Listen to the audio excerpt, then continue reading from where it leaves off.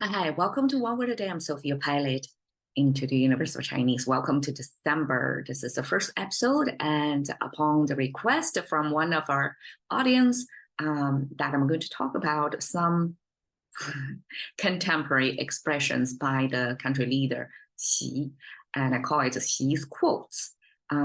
While he's not a well-known like orator or public speaker as many of the well-known historical figures, political figures, because they have to be, great influencers. They have to be able to give very passionate, kind of a pivotal moment speeches, quoting Lincoln's, right, many famous speeches.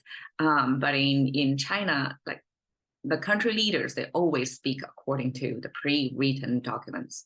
They are like reading machines. They don't really have their on the spot, real time or visceral response to express themselves freely, actually. So their message are highly packaged, pre-audited, pre-edited.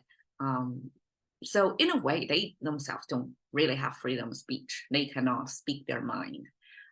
But for most occasions, I guess. But the collection of Xi's quotes is a gathering of, over the years, his famous, his catchy phrases or expressions used on some of the various occasions that he, used to express his opinions, but also, like most of them are pre-written. So all his speeches are scripted.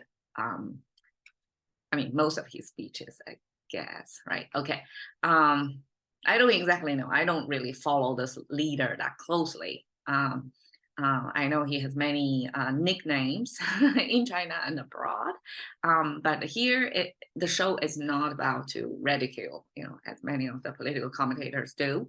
I don't feel like I'm in a position or I'm interested in that domain, but my space is about the language.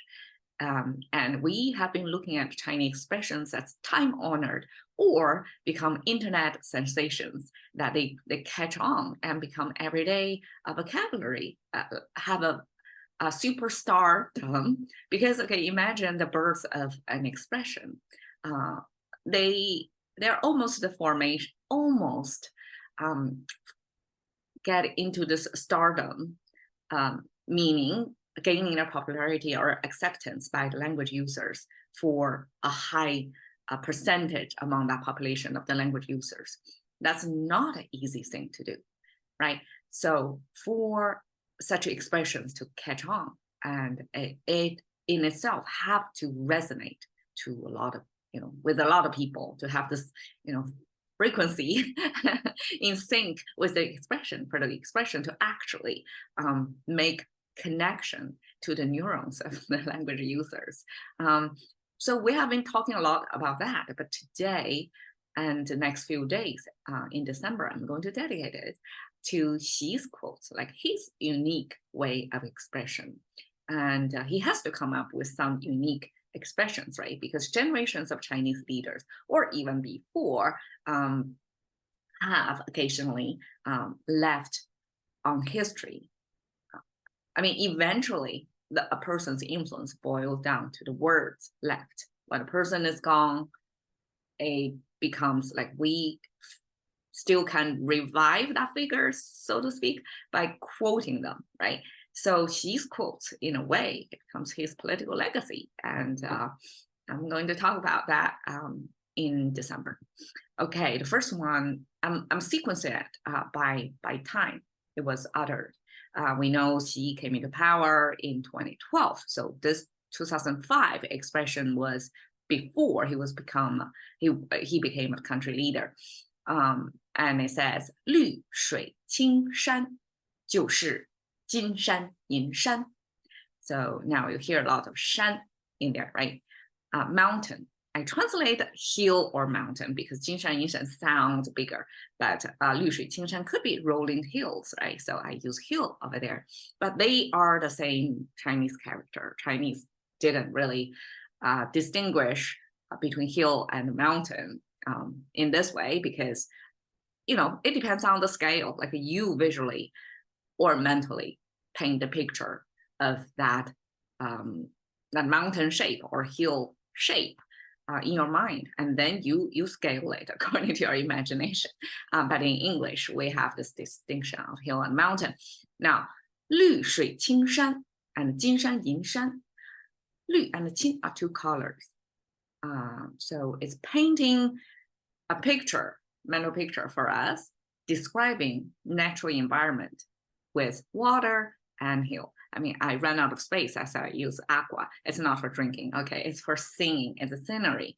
It's green water. So imagine lake, but is it the color green? Interesting, right? Because in English, probably we would describe the idealized water color, water surface color, at least would be blue, right?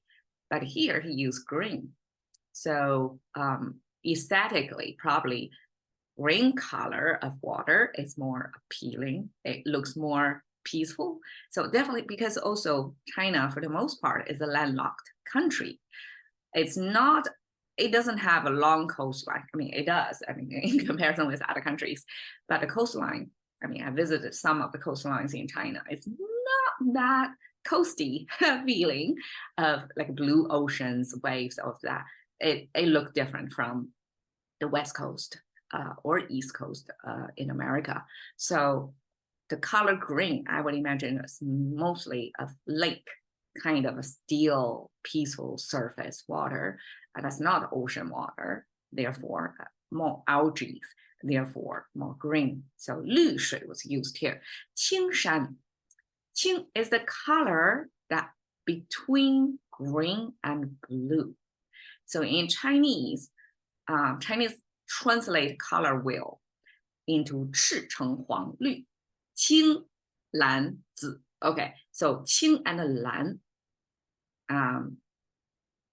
No, 绿, 青, 蓝 are three next to each other, corresponding to green, blue. So 青 actually is Chinese translation of blue, and then 蓝, which is Chinese translation of indigo.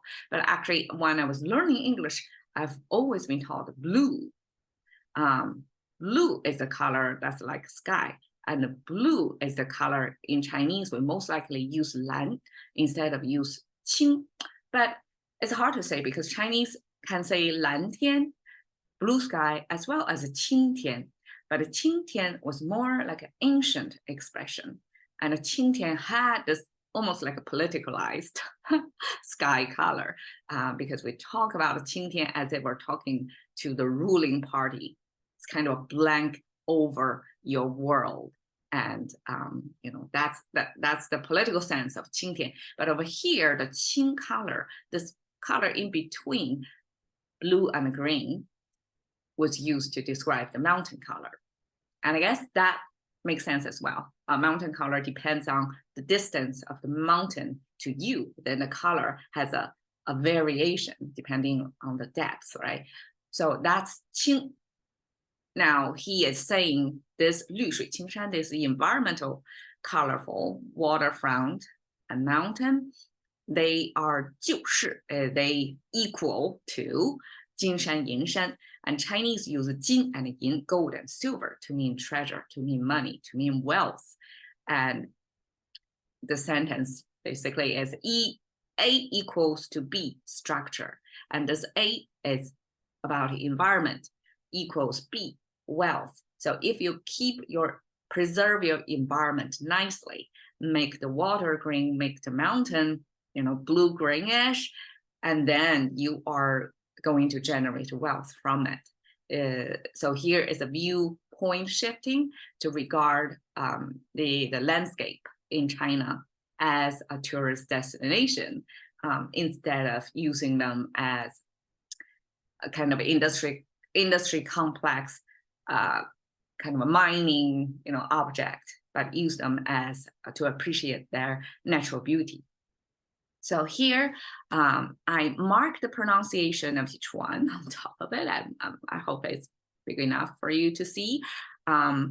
but I'm using the tonal, digitize the tonal because otherwise it's too messy, too much. So I'm using 1, 2, 3, 4 as a flat tone, rising tone, the bendy tone, then the fourth one is the falling tone. So Chinese have this ah, 4 tonal system. So when I'm saying LV4, that means it pronounced as a lu, because English doesn't have the U with the 2 dots on it, which is the Chinese sound marker for U sound. So this lu is a falling tone. So I'm using number 4, right? 绿水青山就是金山银山. That's his word. That's how it sounds. And this is the meaning. So I want to point out 金 and 银. Okay, so we know money or wealth, even in today's world, it's still some of them wealth storage in the format of gold, right? No longer not much in the silver. I don't know what happened to silver. Silver seems to have a dramatic valuation drop in some time in the past. So now gold becomes the gold standard. That's the only metal. Well, I shouldn't say the money. The only, but that's the common wealth accumulation symbol. Like you have gold, right? Like gold digger. That's in our language. And silver, probably in the 19th century, when it's the Opium War. At least that's in our history book. During the Opium War, 1840 to 1844. That's mid-century, 19th century. That was the first official confrontation between the West and the East. I mean, between China and the British. I guess the United Kingdom back then, this colonizing, this global roaming on their boat, going to a country trying to do trade, right? So that's the Opium War era.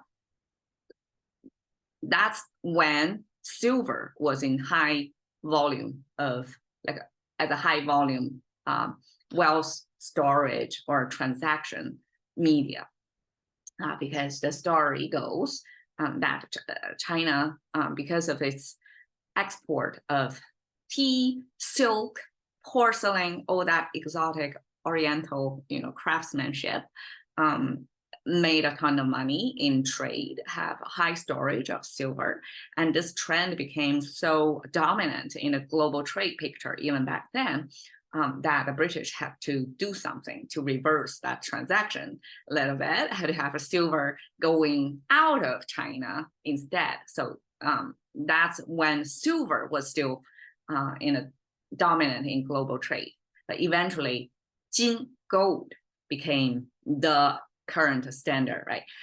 So out of all these many Chinese characters, I just want to focus on Jin.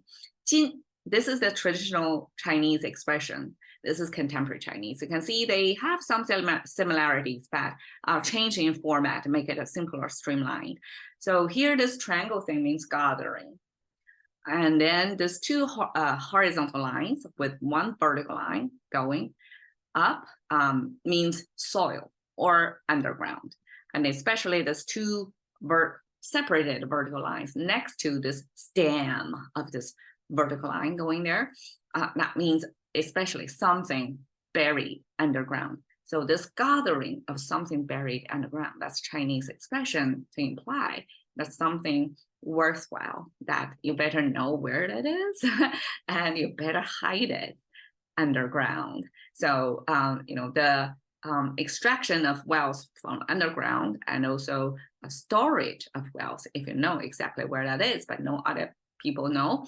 So that's the format of wealth hiding or storage underground. That's captured in this Chinese character. So Jin and Yin in Chinese, even in the expression, you can see it's symbol for wealth. So if the whole mountain is made of gold or silver material, that means you're sitting on a pile of gold. Okay, so this is expression to promote the idea of treating your environment nicely so that it can become your wealth generation environment instead of, mining or in other ways destroying it. And here I just translate the whole thing, 金山银山 as treasure mountain. Okay, so since there is treasure mountain, I'm thinking, okay, so we know there is this book, Treasure Island, and you see the era of this publication, 1883. That's the era that's not so far from the Opium War, where this piracy, right? So before piracy, there were this government-sponsored exploration and establish this global trade, or if you want to say, it's colonization eventually. So that's the whole system, right? So the piracy was some sideline business, right? If you have a money chain, roaming the globe, then somebody wants to tap into it. So that's what piracy is there. And and then this adventure story used Treasure Island to imply that that's some fortune you want to go and discover. And this treasure mountain is something visualized as mountain is in your environment, but it's made of treasure. You kind of change your perspective and think them as a treasure mountain. Treat your environment as treasure mountain versus this treasure island is somewhere far away, not in your environment. It's wait for you to discover. And so I just want to juxtapose the two treasure-related theme. Now, one from the Western point of view, almost 150 years ago, right? Treasure Island related to this discovery of wealth discovery versus here, Treasure Mountain is treat environment as treasure, but it's not island, it's not isolated because you're living in, it's the mountain next door. All right, so that's today's first expression. 绿水青山就是金山银山. Cash into the currency of thinking by one word a day with Sophie. See you another day.